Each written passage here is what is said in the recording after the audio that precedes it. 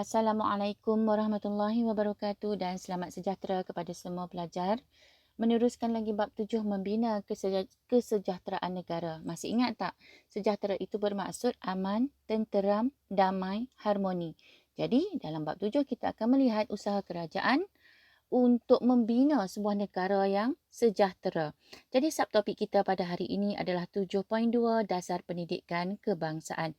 Pelajar ingat, di akhir pelajaran pelajar boleh menerangkan latar belakang pembentukan dasar kebangsaan.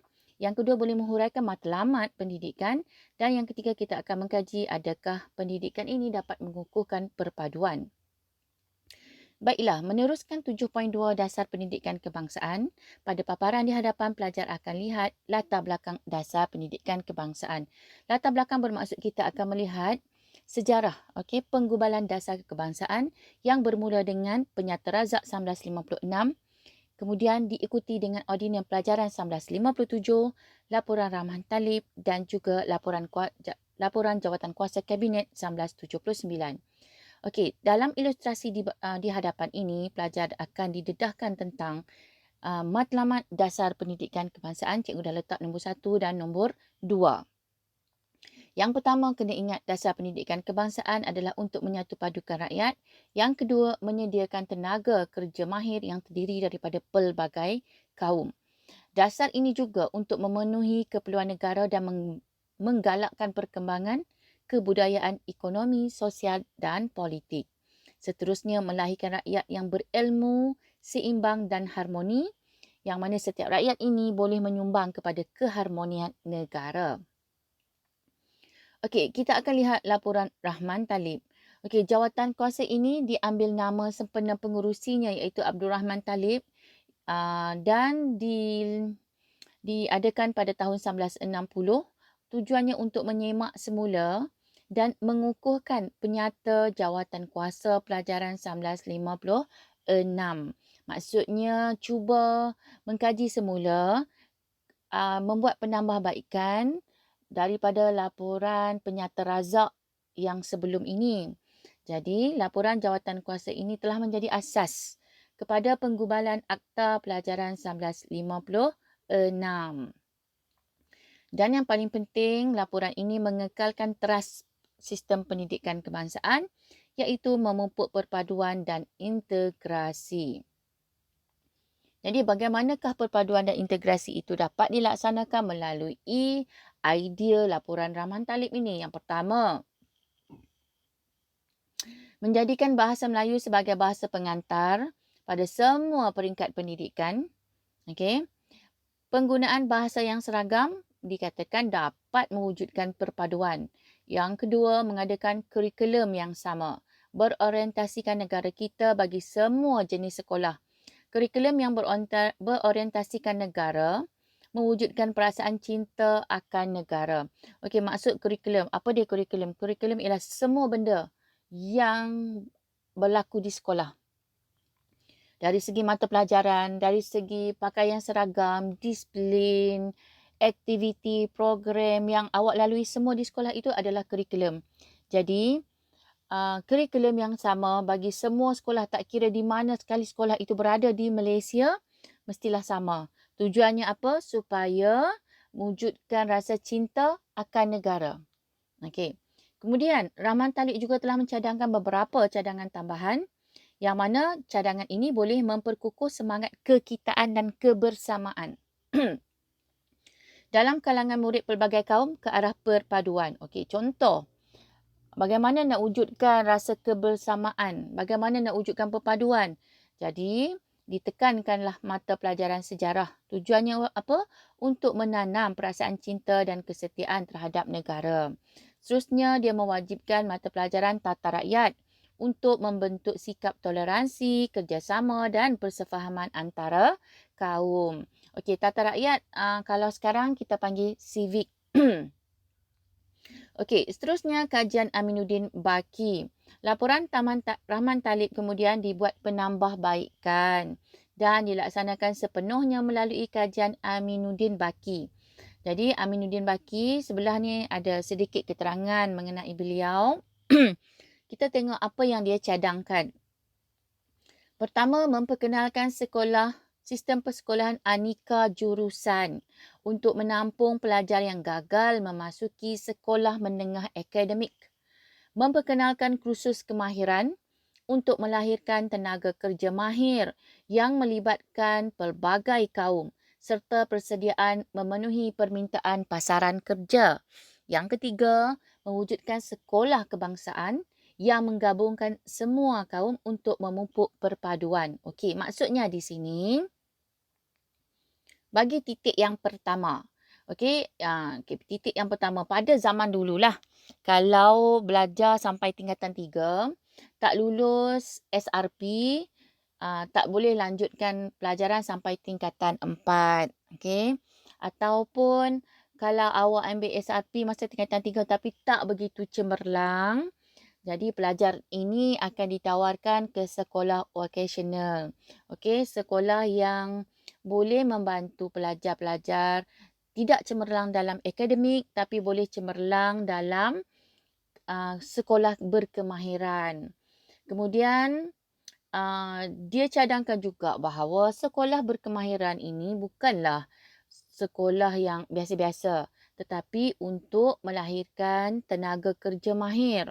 Okey, yang boleh memenuhi pasaran kerja di negara kita.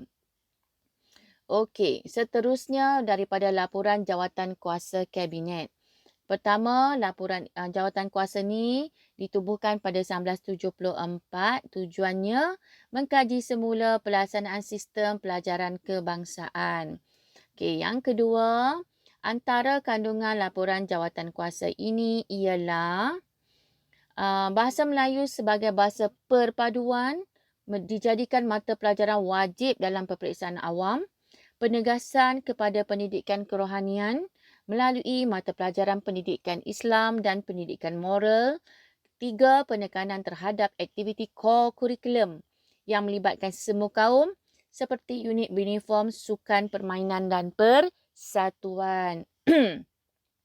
Okey, yang ketiga, hasil daripada laporan jawatan kuasa ini terhasillah KBSR dan KBSM serta falsafah pendidikan negara pada tahun 1988. Okey, pelajar lihat di sini baik-baik. Okey. Laporan jawatan kuasa kabinet ini sama seperti laporan Rahman Talib memberi penambahbaikan kepada laporan pelajaran yang sebelum ini. Sama juga fungsi dengan kajian Aminuddin Baki memberi penambahbaikan terhadap laporan Rahman Talib. Jadi jawatan kuasa kabinet pun sama, memberi penambahbaikan lagi segala yang kurang di dalam sistem pendidikan negara kita. Jadi dicadangkanlah bahasa Melayu, mesti ada subjek pendidikan Islam, pendidikan moral, kemudian adanya aktiviti core curriculum. Okey. Jadi dalam jawatan kuasa kabinet maka telah termaterilah 2 KBSR dan KBSM. Untuk KBSR bagi sekolah rendah iaitu menguasai bahasa Melayu sebagai bahasa kebangsaan dan sebagai alat perpaduan. Di sekolah rendah juga mesti menguasai 3 bidang asas iaitu komunikasi, bidang kemanusiaan dan alam sekitar serta perkembangan diri individu. Untuk pengetahuan pelajar, sekarang ini KBSM telah pun dimansuhkan, digantikan dengan KSSR yang telah dilaksanakan bermula tahun 2011. Okey, yang kedua di peringkat sekolah menengah kita lancarkan KBSM yang mana bertujuan melahirkan generasi berilmu, berkemahiran dan bersatu padu. Dan KBSM juga telah dimansuhkan, digantikan dengan KSSM pada tahun 2017. Okey. Akta Pendidikan Kebangsaan 1996. Okey, apa yang ada dalam undang-undang berkaitan dengan pendidikan ini? Pertama, kedudukan bahasa kebangsaan diperkukuh dengan memperuntukkannya sebagai bahasa pengantar utama dalam sistem pendidikan kebangsaan. Kedudukan ini diperkuatkan lagi dengan menjadikan bahasa tersebut sebagai mata pelajaran yang wajib diajar di semua sekolah dan institusi pendidikan. Institusi pendidikan swasta dikehendaki mengadakan pengajaran bahasa kebangsaan, pengajian Malaysia dan pendidikan Islam atau moral untuk memupuk semangat cinta akan negara. Okey, ini sangat jelas seperti mana yang kamu alami sekarang. Okey, kita wajib mempelajari bahasa Melayu. Okey, baik di sekolah kebangsaan, sekolah jenis kebangsaan, sekolah menengah jenis kebangsaan. Bahasa Melayu adalah mata pelajaran wajib. Dan kalau di sekolah swasta sekalipun, mesti ajar pengajaran bahasa kebangsaan. Okey. Jadi, sebagai rumusan bagi subtopik 7.2, pelajar akan lihat bahawa sistem pendidikan kita sentiasa ditambah baik. Kenapa? Kerana sesuai dengan aliran ataupun sesuai dengan peredaran zaman. Okey, daripada tahun 1956, kerajaan menambah baik pada tahun 1960, diikuti pada tahun berikutnya. Okey, berkaitan dengan laporan Rahman Aminuddin Baki. Kemudian pada tahun 1974, kita ada laporan jawatan kuasa kabinet. Okey, dan kita telah matrikan sistem pendidikan kita di bawah Akta Pendidikan 1996. Jadi kita lihat bahawa pendidikan ejen kepada perpaduan rakyat Malaysia yang hidup berbilang kaum. Sekian, terima kasih.